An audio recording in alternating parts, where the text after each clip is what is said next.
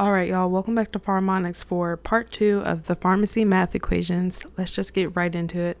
We're in nutrition and weight now. So calories for enteral nutrition, we've got carbs. If you know any computer lingo, the number 4 is also A in text type. So carbs has an A, it's also a 4 calories. Protein, if you draw a little imaginary line with the T, it looks like a 4. So protein has 4 as well. Fat, there's a rapper named Fat Nick. Nick sounds like 9. Fat Nick, fat is 9. Parenteral nutrition, dextrose. Now this one's kind of a stretch here, but it's always worked with for me and it's stuck. So the E in dextrose is going to be a 3. That point in the middle of the X is the decimal, and the T, like before, is going to be a 4, an imaginary 4, so 3.4. Amino acids, 4, same thing as protein, right? Because amino acids are protein, right? Okay. Lipids, ILE, 10%, 1.1, not just 1, but 1.1 kcal per mil, not gram. 20% is just 2, 30% is just 3. Simple enough. But 10%? 10% is a little special. All right, determining needs. I put the TEE and fluids requirements in the same note card. So your total energy expenditure is going to be your basal energy expenditure plus all your other excess metabolic demands. So if you think about it that way, what all, uses up energy? Well, your baseline, just being alive, doing nothing, times your activity factor, are you working out, are you moving, times your stress factor, mental stress and more so bodily stress like harm, blunt trauma, and you get TEE. Fluids necessary, you use this when weight is greater than 20 kilograms, which is going to be most patients, and that's why we have that kilograms minus 20 here. So 1500 plus 20 mLs times kilograms minus 20. That one took a while for me to memorize. You're just gonna have to rewrite it over and over. Nitrogen balance. Nitrogen is released during protein metabolism or catabolism, sorry. Sometimes we gotta know nitrogen intake. So there's 1 gram of nitrogen, which is this right here, 1 gram of nitrogen for each 6.25 grams of protein. So that's how you calculate your nitrogen balance. Here's corrected calcium if you want to take a look at that. The equation is absolutely necessary if albumin is less than 3.5. Just because the equation is given to you doesn't mean you don't need to know anything about the equation. So definitely know when to use it. Low albumin will lead to falsely low calcium. 4.0 is normal albumin. 0.8 is just a math factor. Okay, BMI, it's going to be just weight divided by height. So, and the weight's in kilograms, height is in meters squared. And a lot of times you will get your height in centimeters, so you need to know how to convert that to meters. How do you do that? You should know that. Weight matters most, so that's why it's on top. Weight determines a lot of your health, and you're really going to need to know this BMI. Remember, why do I need to know this BMI? For something that's really important. Less than 18.5, you're underweight. 18.5 to 24.9, normal. 25 to 29.9, you're overweight. Greater than or equal to 30, you're obese. Now these numbers, they're so arbitrary, aren't they? So greater than 30 is obese. Start there. Less than that, which is going to be 29.9, is going to be overweight to 25. Less than 25 is going to be normal. So 24.9 to 18.5. And then for underweight, it's not less than 18.5. You would think it would be less than 18.4 or something like that because of the trend here, right? But it's just less than 18.5. So remember the big number here, 30, 25, 18.5. Then you can kind of deduce what the range number is based on the previous number. BSA Pretty much only used in oncology, and the unit is going to be meters squared. That's what your answer is. So it's all under a square root, centimeters times kilogram divided by 3,600. 3,600 PSA. That's your big number you need to memorize. All right, ideal body weight.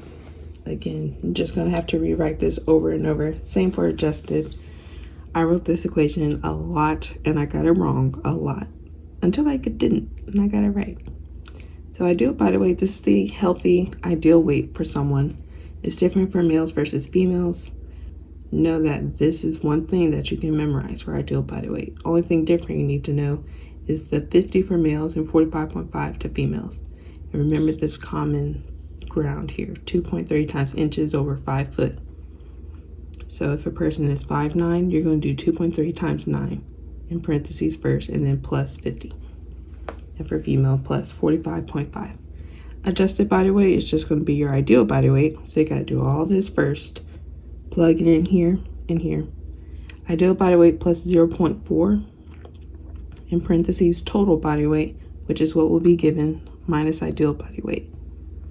And another thing too, I meant to tell you guys, if the question tells you what weight to use for dosing or creatinine clearance, whatever, just use it.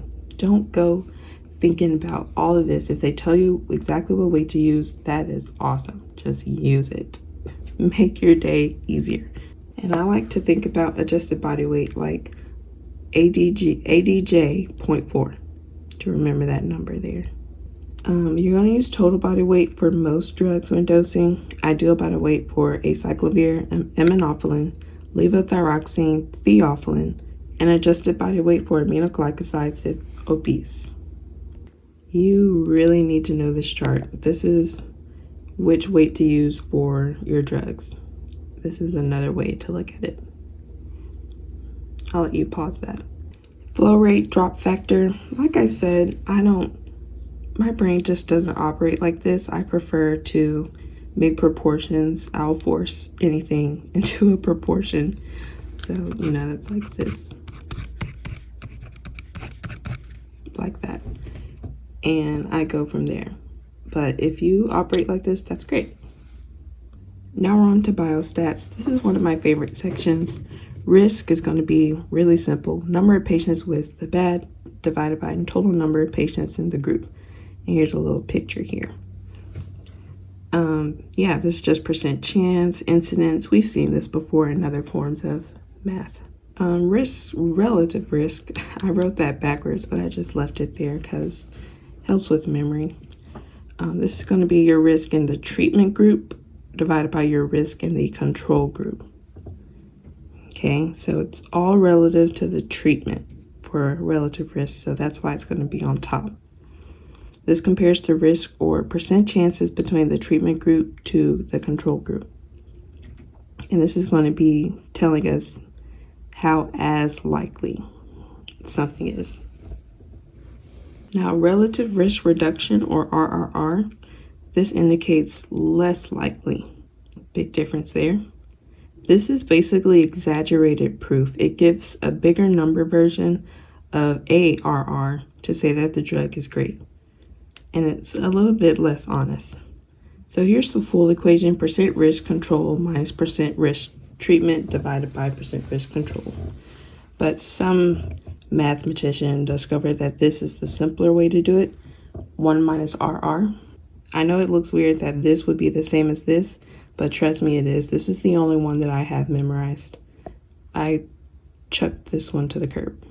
If you know your RR equation, as soon as you calculate that, if you need to calculate RRR, all you have to do is 1 minus RR, the answer you got before.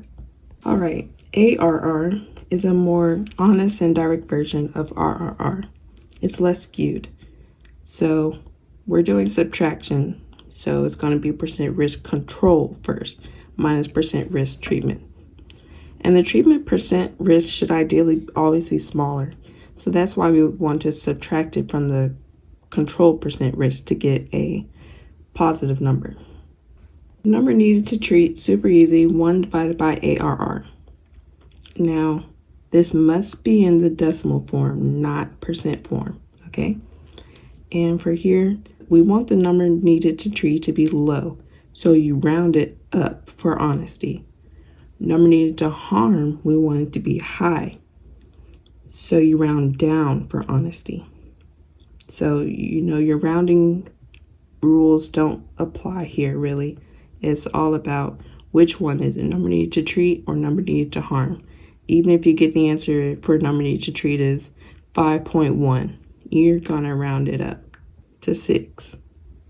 If you don't express this as a decimal, then you won't get a whole number as your answer. And it pretty much has to be a whole number because we're talking about number needed to harm for patients here, right?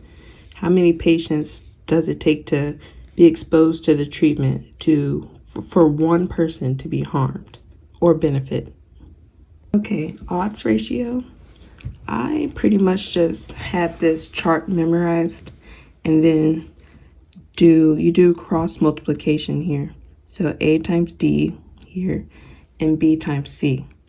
I don't know why just doing A times B divided by C times D doesn't work, but it doesn't because I tried it. So you have to remember that you're going to cross these when you memorize the chart. And you have to remember the layout of A, B, C, D. Outcome, no outcome, exposure, absent exposure.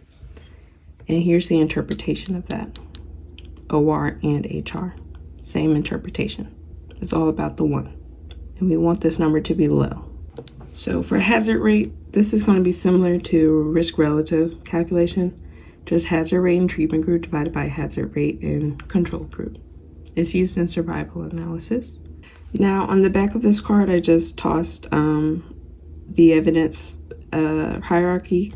So most reliable is going to be your systematic reviews and meta-analysis. Lowest strength evidence is going to be expert opinion. And here's the in-between of there. I feel like this came up a few times, so in practice questions. Okay, ICE or incremental cost effectiveness ratio, or it's ICR actually. Ratio of difference in cost between treatment choices to the difference in how well they work. So C goes on first because it's cost effectiveness ratio, right? So the cost has to go on top and effectiveness is second, so it goes on the bottom. And then number 2 is first. That's kind of tricky. But if you think about how it works, like you would think the second cost would be higher. So the higher number, you want that to be first because big number minus small number will give you a positive number. And that's what you want.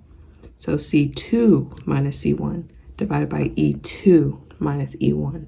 On the back of this card, I just tossed the pharmacoeconomic methodologies. The biggest one to remember, I think, is cost effectiveness, natural units, life years gained. This is the most ethical one. But anytime I was flipping through these cards, I made sure I read through all of it. Okay, types of data. Continuous data versus discrete or categorical data. Continuous is going to be numerical. So ratio, interval. Ratio data is a true 0, full stop. If your age is 0, then that means something. Or if your height is 0, that also means something. Interval data, very unmeaningful 0. If you have a 0 as far as temperature, then it's just really cold. And that's interval data because, like a number interval. Discrete categorical data.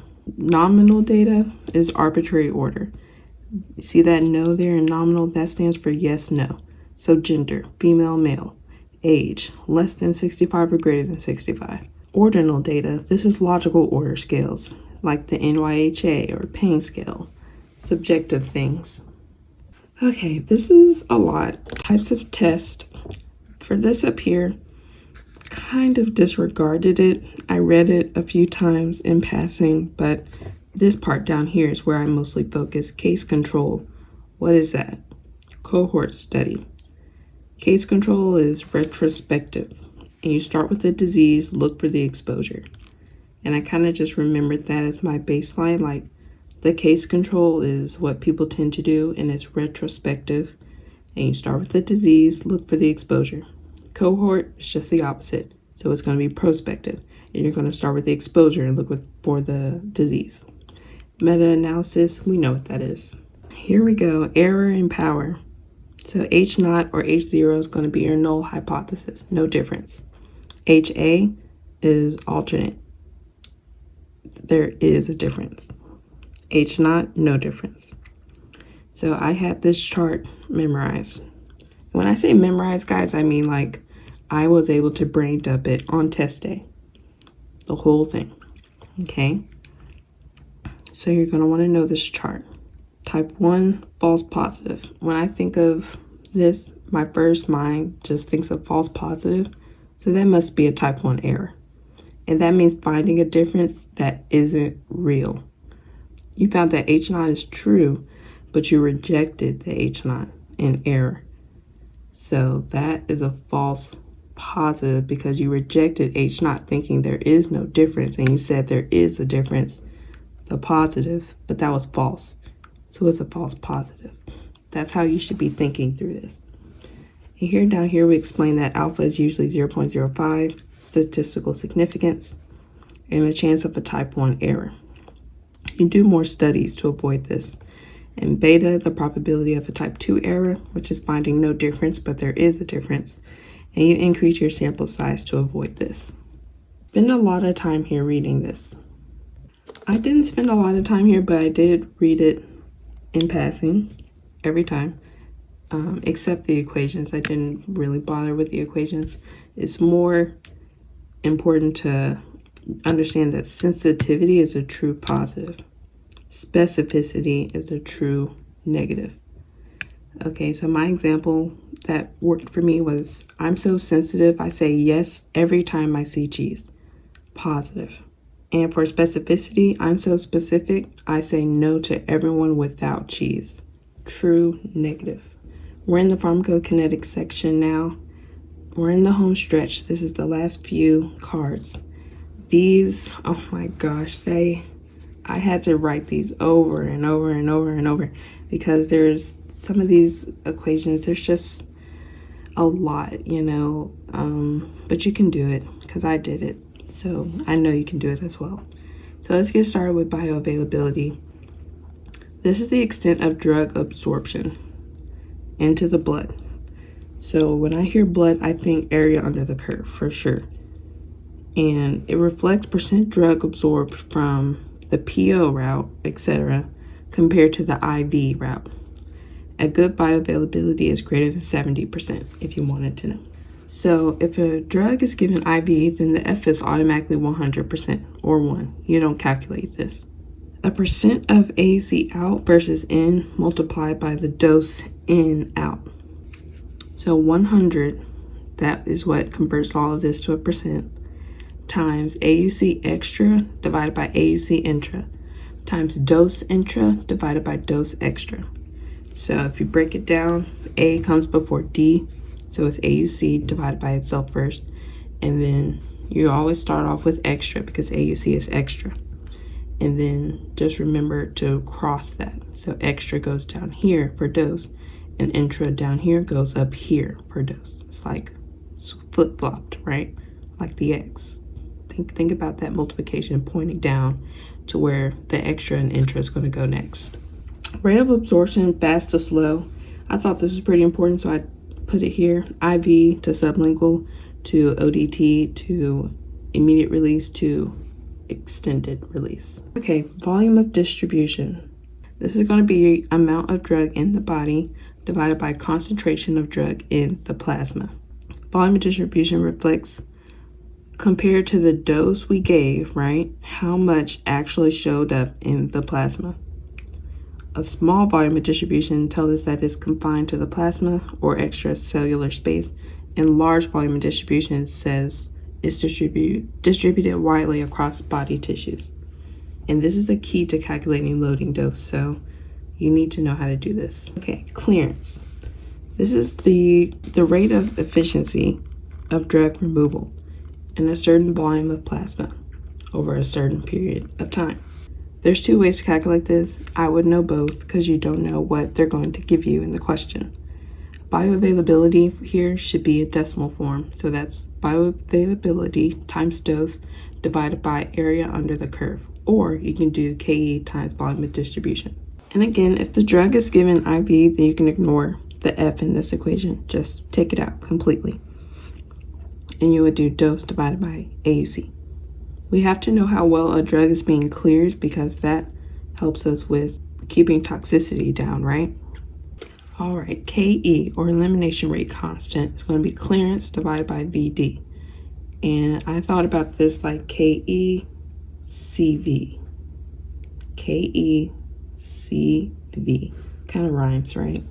How fast is the drug being cleared over time? A consistent rate of time.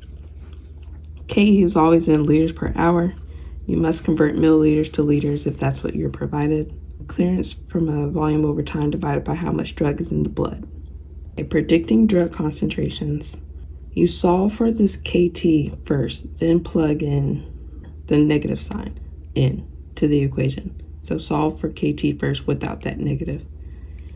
So C2 equals C1 times e to the negative KT. Or KE equals ln parentheses C1 divided by C2 divided by time. Again, you have to know both of them. You don't know what they're going to give you. More often than not, practice questions give you the equation to know this one. But I have used this one. So again, just know both, please. Half-life, I feel like, I don't know why, this one's just so easy to remember. 0.693 divided by KE. Almost 369, if you know the song I'm thinking about, but it's going to be 693 over KE, and it rhymes. And how many half-lives does it take to reach steady state? You gotta know it. Loading dose, used to rapidly get to therapeutic concentration of a drug or steady state faster. Desired concentration times volume of distribution divided by bioavailability. So basically we're saying the desired drug level times where does it go divided by how much is absorbed in the blood. And that's going to be your loading dose. Very important to know this. Gotta know it. All right, y'all. Thanks so much for tuning in and sticking around for these long videos and sticking through my tired, exhausted, sick voice when I recorded these videos initially. It means a lot. Don't forget to be rewriting these equations all the time, preferably every day. Don't forget to practice using the equations also with practice problems. In the description, you'll find math practice questions, same from my NAPLEX tips video. Have someone quiz you on these equations, quiz yourself on these equations, say them out loud. Drop a like, subscribe, ask any questions you may have to me or other viewers. Be respectful, be kind. You can do this. Believe in yourself. And what other things do y'all need memorized?